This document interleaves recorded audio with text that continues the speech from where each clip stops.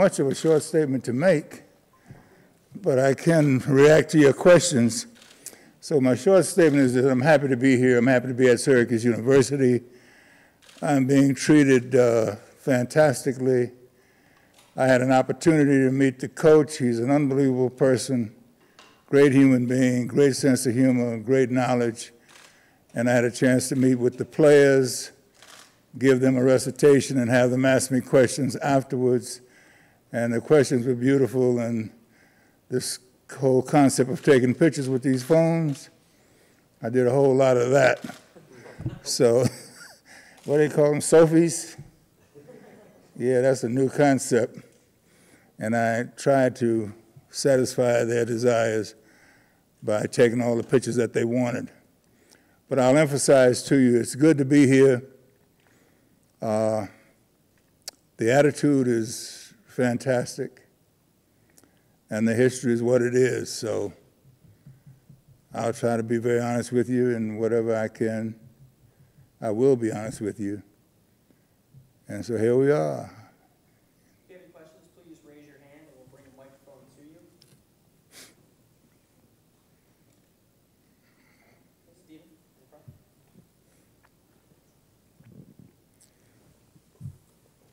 No. Hey, Jim. I was just kind of curious what your message was to the team, and then maybe, is there a question that a player asked you that kind of sticks out as the most interesting one? Well, what I talked to them about is something that I believe gives you the greatest chance for success.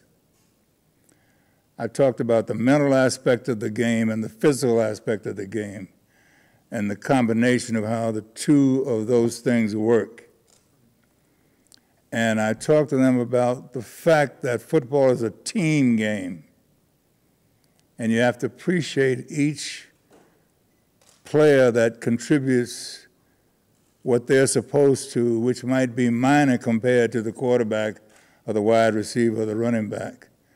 But how a successful team will maximize all of their abilities and have an appreciation for those players that aren't stars but great contributors to the overall effectiveness of a team. You got that? Okay. So that was very important to me, because I know that if they apply those principles, that they have the greatest chance of success. So that was one of the interesting questions to me is, how do I prepare myself before a game? And there's a lot of idiosyncratic stuff in that, because there's no real way to generalize about your preparation in your head for a game. To me, it's all an individualistic thing.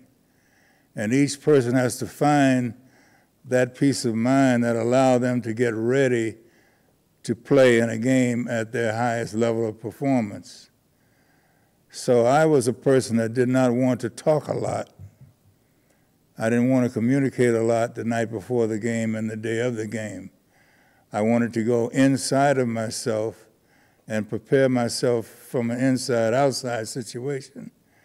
And I did not want to be disrupted in my concentration by having to think about answering a question that was posed to me by somebody else. So I wouldn't recommend that to anybody. It was just a way that I found I could get my best performances. I couldn't joke around and run around and do all the things that certain individuals could do, because that loosened them up and helped them perform. But to me, when I went inside, that's where I found the kind of strength and attitude that I needed to perform. Other questions? Jim, I think you said recently that the kind of the climate around sports reminds you of the 60s, with social justice and yourself and Muhammad Ali. Why do you think maybe we lost some of that spirit in that span in between, and why do you think it's returned? I'm sorry, repeat the first part of that again. I think you said recently on an ESPN panel that the current climate in social sports with Colin Kaepernick and Carmelo Anthony and LeBron reminded you in some ways of the 60s. And I wondered if you think that that was lost between the 60s and now, why it was lost, and then why now we're back. That's a great question. Could you all hear that? That was a really fine question. There's a thing called quality of life. And quality of life is a myriad of things that contribute to your being happy. And in a capitalistic society at its most extreme, we seem to believe that money can cure all things. So people try to become rich. And in the day that we played, money was not that big. And very few of us played for money. We played to perform well, to win, and to love the game and love the camaraderie that went with the game. Okay? As we led up to this modern group of individuals who had agents, managers, and lawyers. Agents and managers and lawyers are not there as ministers teaching you how to be good guys. They're teaching you how to make money. And they're emphasizing how to develop your image so that you can be effective for corporations to represent them and to make extra money. So the problem is money don't make you perform. It does not perform in a sense for you when you have to play sports or certain other things.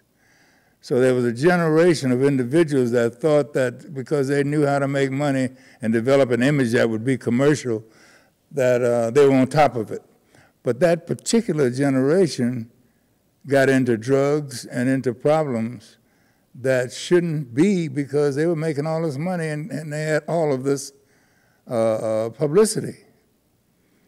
So what we had was the fact that the capitalistic idea, the commercial idea, dominated our society. The agents, lawyers, and managers drove it, and the players, thinking that it would be wise to listen to those experts, got carried away into something that did not bring them the satisfaction that pure performance and winning and participating would bring them. So the quality of life was overlooked. Money took the place, image took the place of everything. And now what you have is LeBron and Camilo and all of those individuals. They know that they have the ability to go beyond the feeling they have about being great players. They can make a contribution to their communities, this country, this society. And although they haven't really done their homework, their attitude is good about making positive change and contributing to the welfare of the country. So that's my take on the situation. And I'm very happy to see these young people step up. The only thing that I fear is that their popularity and their money is so big until they get thrown into leadership roles that they're not intellectually capable of fulfilling. And very few people have the courage to talk to a superstar in a very honest way and say, look, why don't you seek out an organization or individuals that are a little more knowledgeable than you and work with them and maybe learn a little more, do a little more research, become more versed on the country and the background and all of these things, and you will be much more effective. So there is a possibility that even though they have recognized their desire to participate, their status as superstars would make a lot of people that should be listened to not be listened to. I won't make all my answers that long, but Other questions?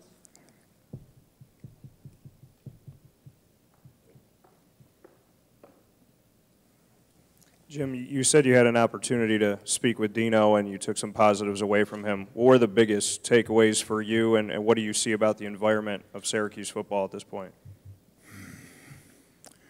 well, I always look at the coach. And I'll be very honest with you, I was highly impressed with him. And all of that doesn't always turn into wins. But I think he chose a really fine person and a fine coach. And he was willing to express himself to me, and he's willing to express himself to his players in a manner that I think that they can appreciate and benefit from. So the rest is like the pudding is in the cake. The icing is on the ice cream. He has to produce. And good people don't always produce on a certain level. But I would not choose another coach for Syracuse. I would not choose another day to compare with the day that I've had in the way that I've been treated, in the way that I've been listened to, and the way that I've been able to hear people express themselves. I'm very hyped about the possibilities of Syracuse being a great team sometimes in the future, because I think those administrators have made a great choice in their coach.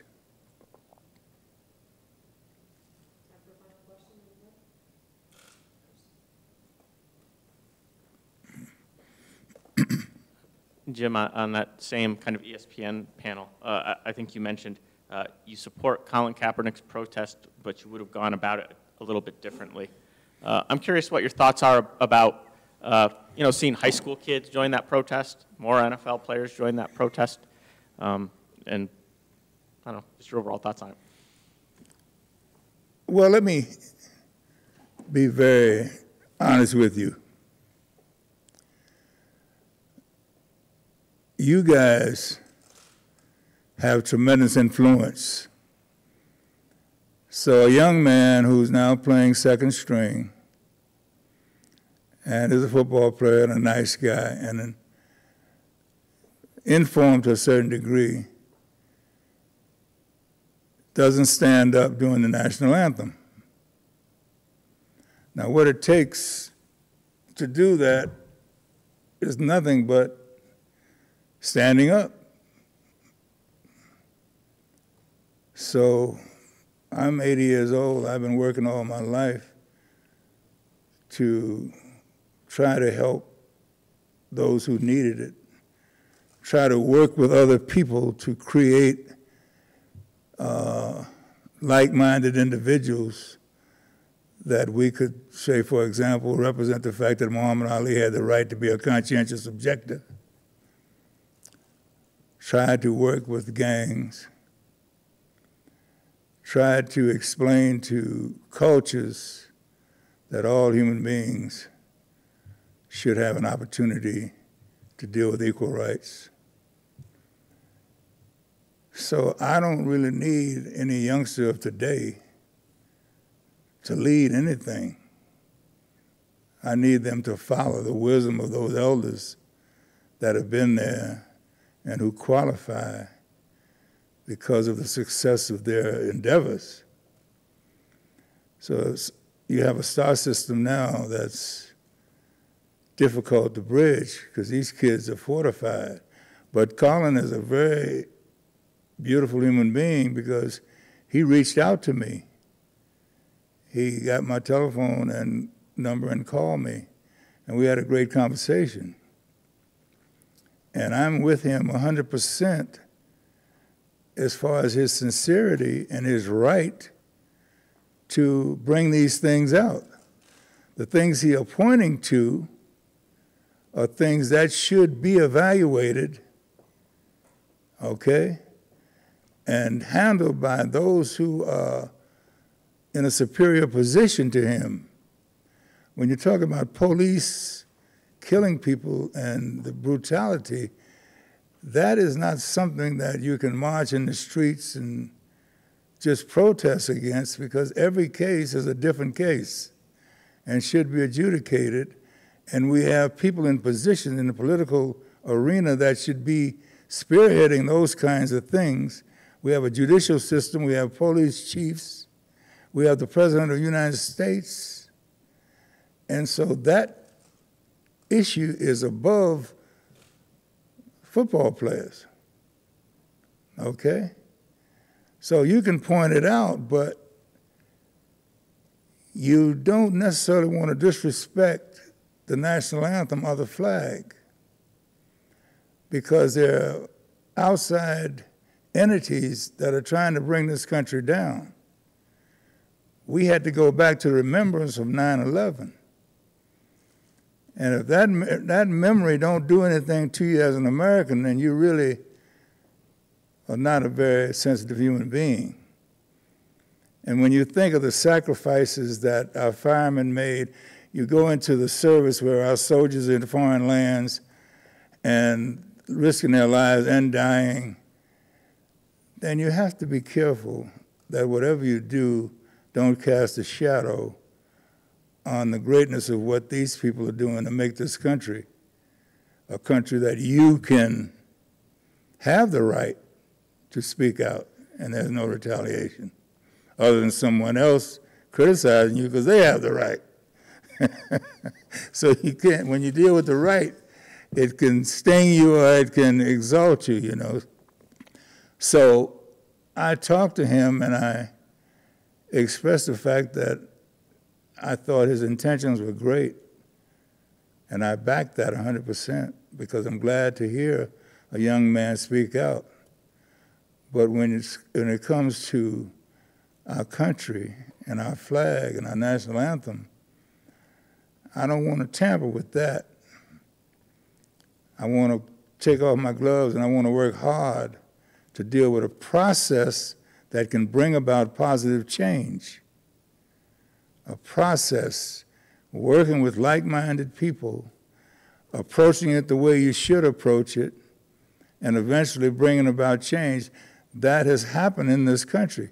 You might call attention to it, the media might drive it, but if you're a wise man, the media might leave it.